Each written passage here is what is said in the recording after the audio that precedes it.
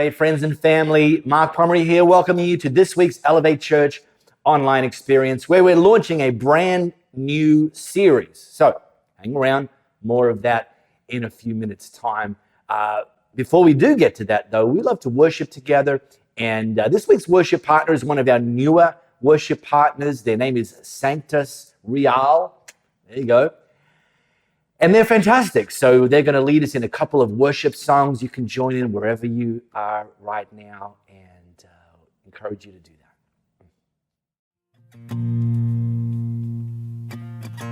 Through every trial, through every circumstance, still your mercy covers me.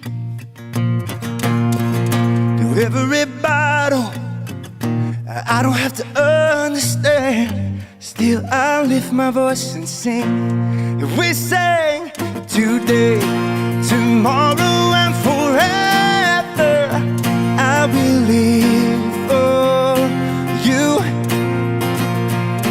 Today, tomorrow and forever. I will worship you. You have been faithful. You have been kind to me. You hold my future in your hands.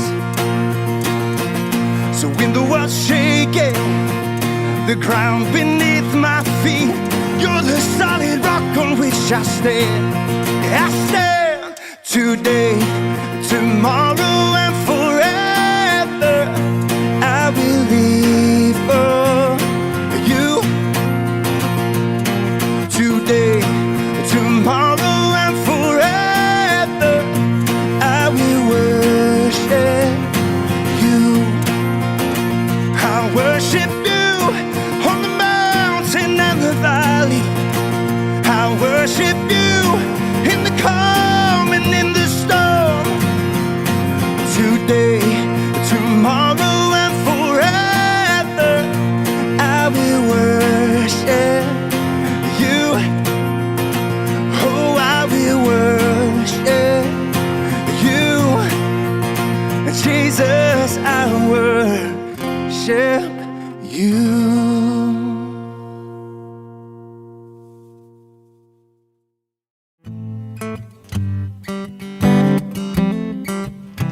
Just ask the way they are still at the mention of his name.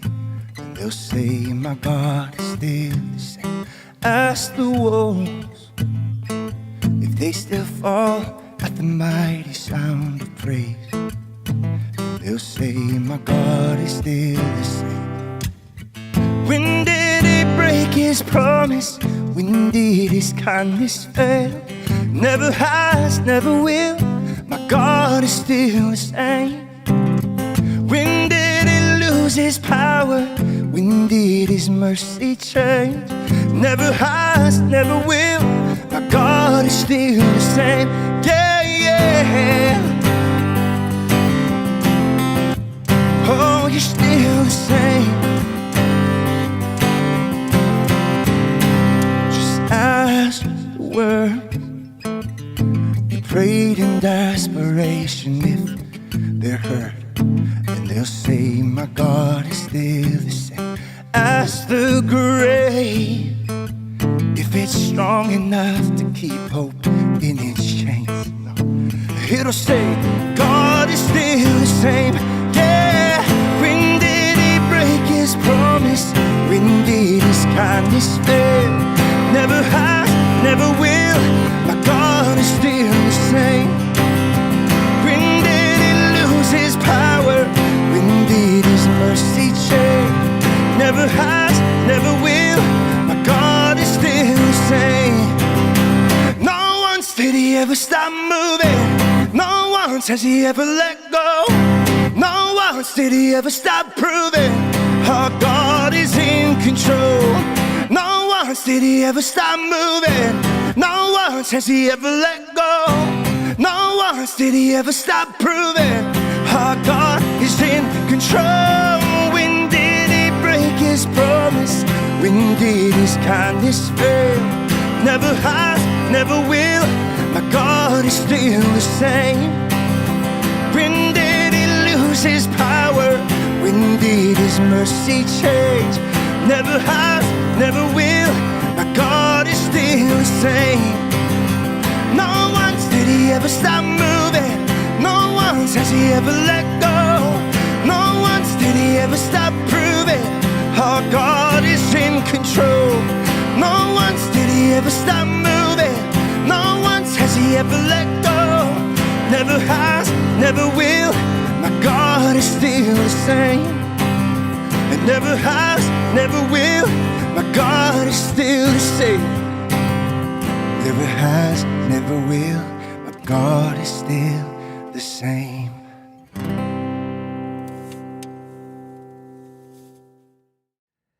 So if I was to ask you what your greatest physical treasure in life is right now, like physical treasure, not a person, like just, something that you own, what would you say? For me, one example is my Vespa. I get around. I don't own a car, which some people find remarkable. I get around instead on a Vespa, a 50cc Vespa, which I'm feeling pretty smug right now because it still only costs me $10 to fill up. Nice one. But look, the reality is that things that I treasure have changed over the years. Going back to my primary school days growing up, I treasured a bicycle from Flash Cycles in Midland here in Perth. And it was a pretty basic bike, but, it was mine. And it gave me the freedom to get around and all the things. Then when I went to university, I bought my first car. It was a Holden Kingswood HQ sedan.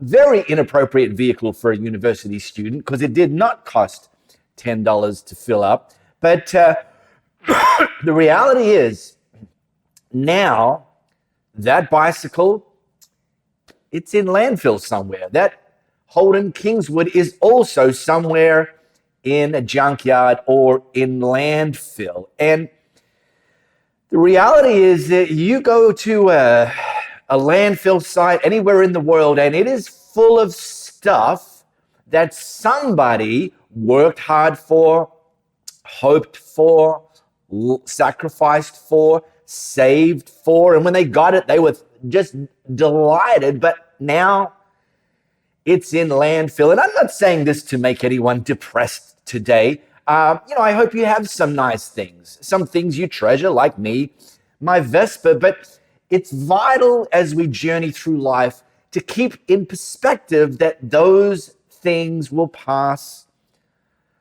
away. And because that's true, it kind of calls into question, why is it that so many people devote so much time and energy to accumulating more and more stuff, leaving them exhausted, in debt, stressed, and literally living every day feeling like they never have enough?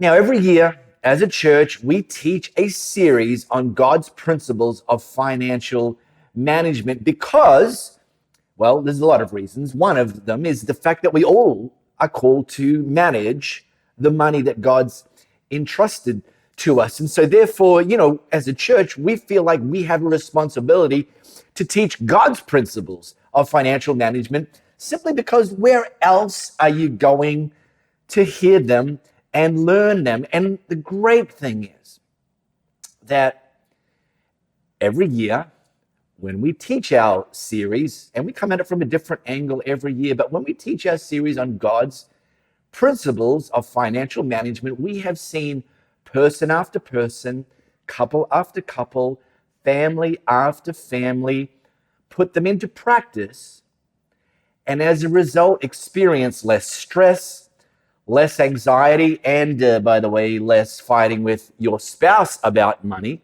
and instead start to experience more joy, more freedom, more peace, and more purpose when it comes to the money that God's entrusted to us. So this year, the series we're calling Jesus on Money. And we're going to look at 4 principles that Jesus taught about how his kids, us, should manage finances and stuff. And look, when it comes to managing finances, I am a big advocate for building a team around you. Get yourself a good financial planner, a good mortgage broker, a good accountant. But here's the reality. I'm more interested in listening to and learning what Jesus had to say about managing finances and stuff. And look, some people get nervous when you start talking about money. I want you to actually encourage you to let your guard down, because the good news is Jesus isn't trying to hustle you. He's not trying to get something out of you. And he wants you to lead you to more joy, more peace, more freedom, and more purpose. So let's jump into the first one. If you've got your smart device, you can scan this flow code. It's going to take you to Matthew chapter 6.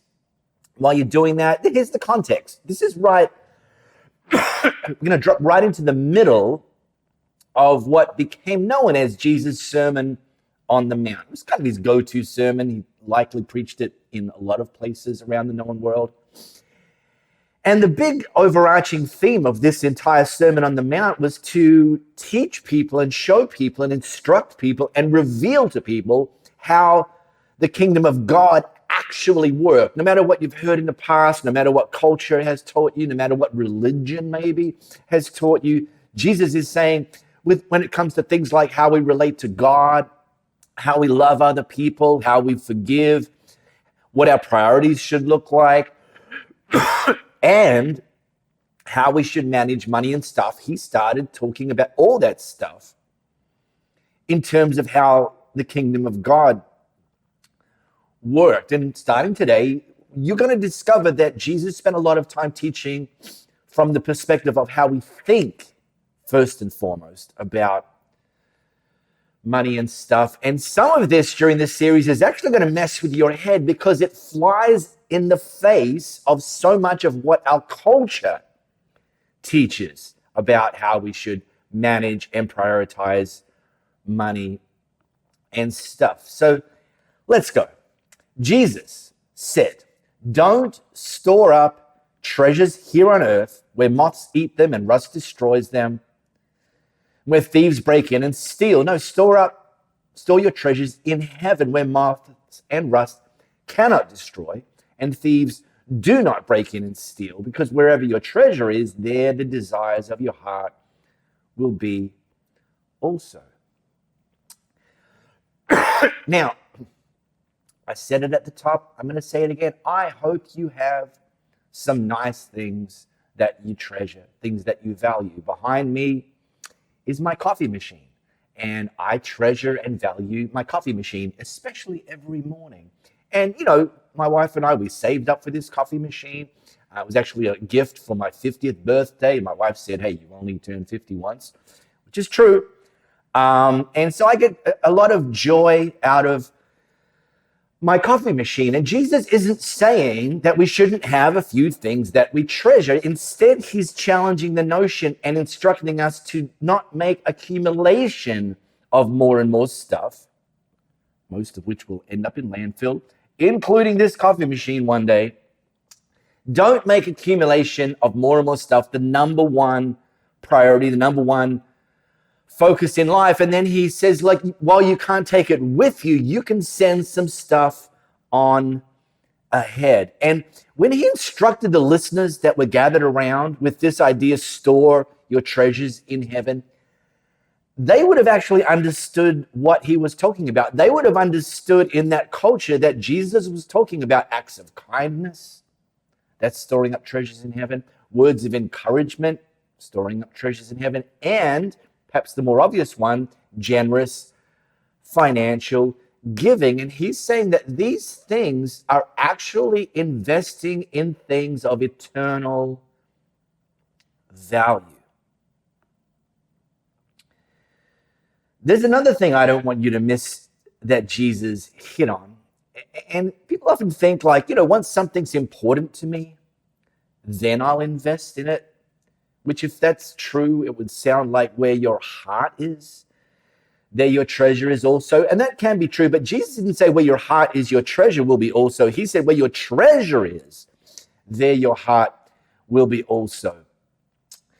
You know, probably, well, depending on when you're joining us, but every single day in Martin's Place in the Sydney CBD lies the ASX, the Australian Stock Exchange. And in the foyer of the Australian Stock Exchange, it's got the digital display board of the various shares listed on the Australian Stock Exchange, and it's got their values and whether they're going up and going down. And basically, any time during the business day, you will see people standing in the foyer of the ASX looking at that board. And the reason they're looking at that board and giving time to go there and be there and stand there and watch the board as the numbers change is because they have shares. And where their treasure is, their heart is there also. They're giving time and attention because they first invested there. This principle applies to church life. You know, people that aren't invested in church life, like they're not giving financially, they're not part of a team, they're not serving.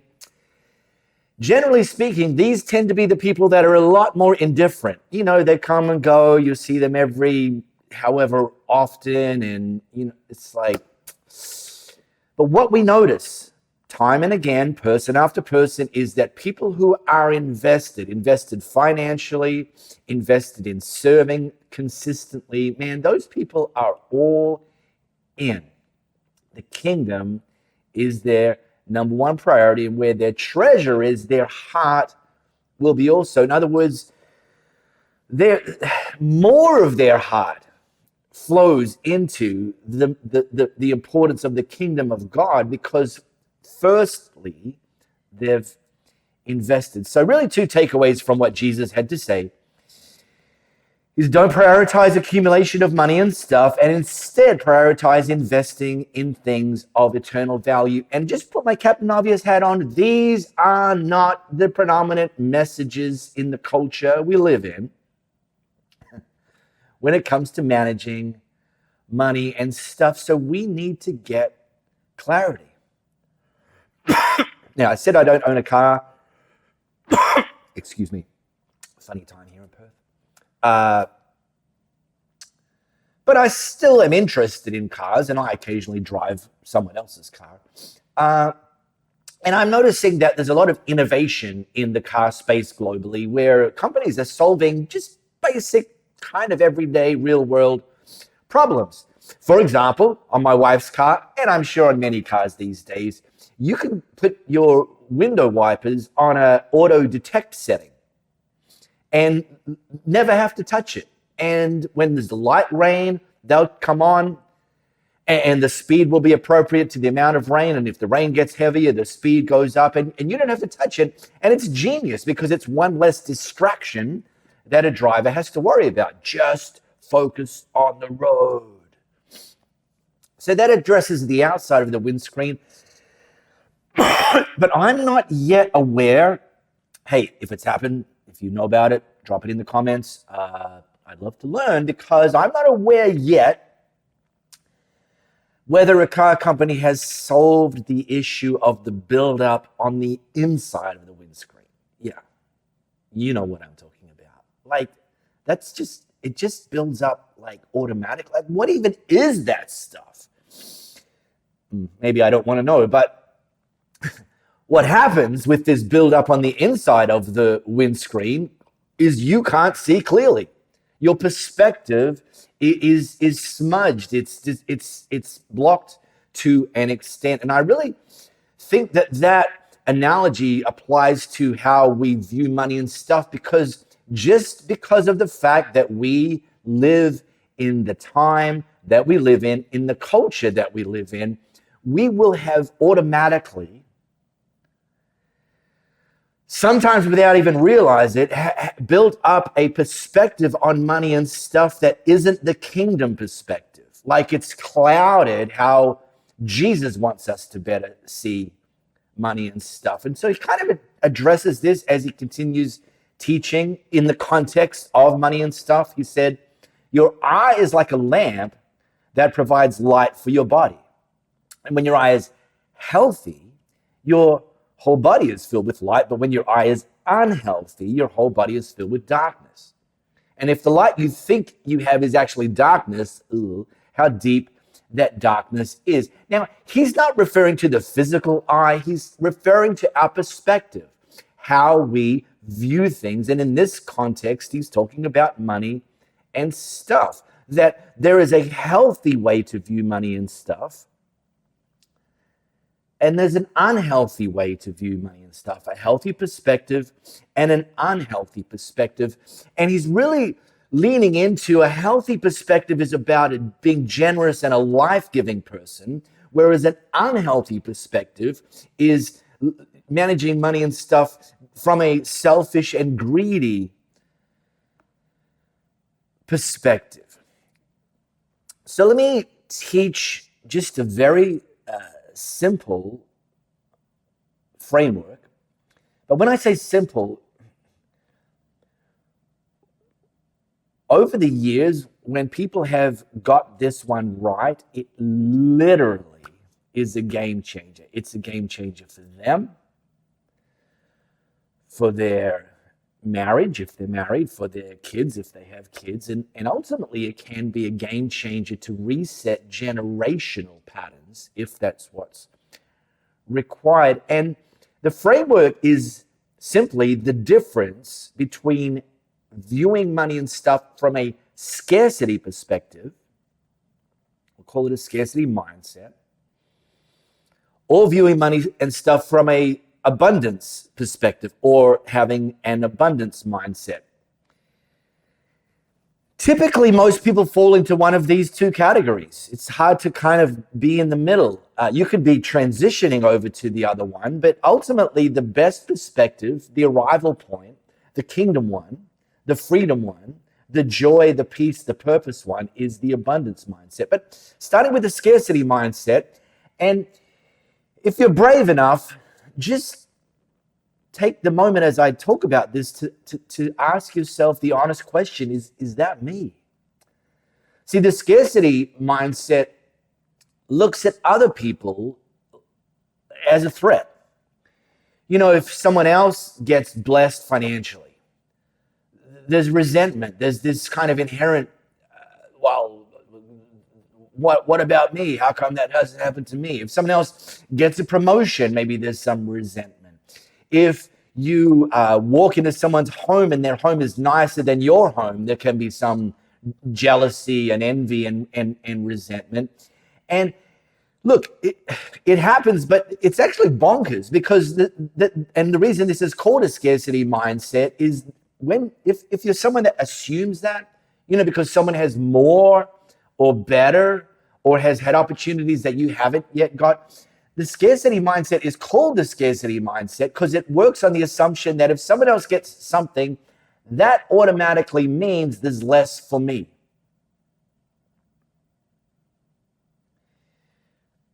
And I'll talk about why that's an absurd conclusion and sadly an absurd and limiting way to live. But because we see others as a threat, if you have a scarcity mindset, you kind of gather and store things up for yourself. You operate in this protectionist, closed-handed, closed arms, keep it. And really, at best, the only person that benefits is you. And I would even put it to you that you ultimately don't benefit, because those people that live with a scarcity mindset typically also live with stress and anxiety and the pressure that they think that it's all not just about them, but the responsibility is all on them. And that's very not good. Okay, but by contrast is the abundance mindset.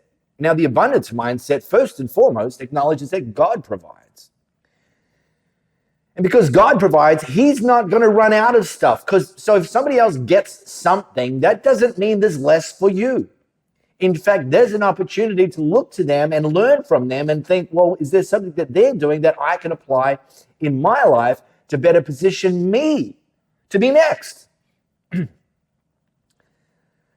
that I'm not therefore responsible to store stuff, because I don't have to store stuff because God's got more. I just need to manage it. Manage it. God provides it. I manage it. And then we benefit. And I say we benefit because others benefit, absolutely. Because you live a generous life. You're not afraid to give away, give things that God has blessed you with and entrusted you with, because you're not living with the fear that it's going to run out. No, you just say, look, if God's got this to me and I manage it the way he asks me to manage it, he's always got more than I can just trust that he's going to continue to provide for me. And so, yes, others benefit, absolutely, but you benefit because you start living with more peace, more joy, more freedom, and more purpose. Which, no surprise, Jesus continues, no one can serve two masters. For you'll hate one and love the other. You'll be devoted to one and despise the other. And this is the mutually exclusive peace. You cannot serve God and be enslaved to money. Here's the question. When it comes to money and you, who's the boss of who? Like, are you a slave to money? Or are you at the point in your maturing and faith journey where money is starting to increasingly serve the plans and the purposes God's placed in your life? Because Jesus didn't say you can't have money. He just warned us to not let money have you. You know, who's the boss of who? Money's a great servant, but a terrible master. And when money starts serving you, that's when you start to discover more purpose, and you'll start actually seeing and positioning yourself for more opportunities. And I can tell you from my life, I started getting good with money when I started doing good with money. I added a level and continue to add a level of increasing intentionality. How can I manage? How can I better manage what God's entrusted with me? Getting good with money so I can get better at doing good with money so that we, whoever the we is, benefit. And so over the next 4 weeks, starting today, we're going to hopefully get better with money so that we can do better with money. So come on this journey. There's probably people in your world that will benefit from this teaching series. So share this with them, invite them to join you, whatever it takes. And one of the things you can come on the journey with us, including myself, is using the Bible app. If you scan this QR code, it's going to take you to the Bible app. It's going to take you to the My Church section. You can set Elevate Church as your church. And every week, starting on a Monday, we will post up a featured Bible reading plan that I encourage us all to do together. And it's going to be on the topic that we've taught that weekend. So this week, obviously after we've published this online experience, there will be a Bible plan about this idea of the treasure principle. And it just will give an opportunity for you to take a deeper dive, for God to show you more, teach you more, drill it deeper into your heart so that we can get better at getting good with money, so that we can get better at doing good with money. See you next time. So I hope that message really encouraged you, maybe challenged you a little, and that's okay. We also, you could kind of jump on this like as a second double dip kind of scenario, is we record the live messages every Sunday here in Perth at our live experience, and we publish them out on our podcast. So as much as you've joined us here in our online experience, you can also listen into the live version. It tends to be a bit longer because a bit more content, a few extra stories there. Well, who knows? Anyway, it's a wild ride. So come along. You can get our podcast either at our Elevate Church AU app, or just go to your favorite podcast app and search Elevate Church Perth, and you'll find us there, and you can take us wherever you go. Now, giving is obviously a core part of how we manage the money that God entrusts us and blesses us with. So those of you that are giving, fantastic, keep it going. If you haven't yet started giving, maybe today's your day to take that first step. You can give to help us reach more people and build more people. Just either go to our website, elevatechurch.me, or our app, our Elevate Church AU app. You'll find the Give section, both of those locations. And you can be part of investing in.